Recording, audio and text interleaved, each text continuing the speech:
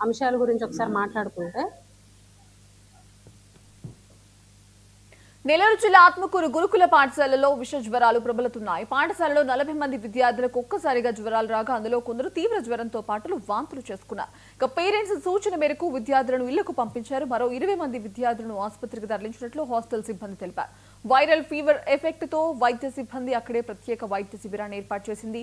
పాఠశాల సమీపంలో చెత్త డంపింగ్ యార్డు ఉండడంతో విద్యార్థులకు తరచూ ఆరోగ్య సమస్యలు ఎదురవుతున్నాయని ప్రిన్సిపల్ వెల్లడించారు.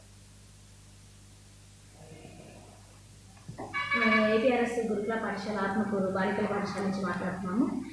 ఇక్కడ పిల్లలకి దాదాపు ఒక వారం రోజుల నుంచి ఫీవర్స్ ఎక్కువ సంఖ్యలో వస్తున్నాయి.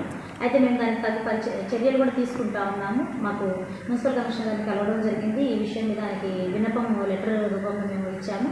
సార్ వెంటనే స్పందించి మాకు వాళ్ళ వర్కర్స్ ద్వారా ఇక్కడ బ్లీచింగ్ కానీ, ఫాగింగ్ కానీ, శానిటేషన్ వచ్చిన వాళ్ళకి అందరికీ కూడా ఇక్కడ పిల్లలందరినీ డార్మెటరీస్లో కూడా మాకు శానిటేషన్ ఫాగింగ్ చేయించారు.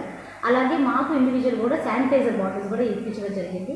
మరుసటి రోజు అలాగే మేము ఆర్డీఓ మేడం గారి దగ్గరికి వెళ్ళినట్టు కూడా మేము చెప్పుకున్న మేడం గారు కూడా స్పందించారు.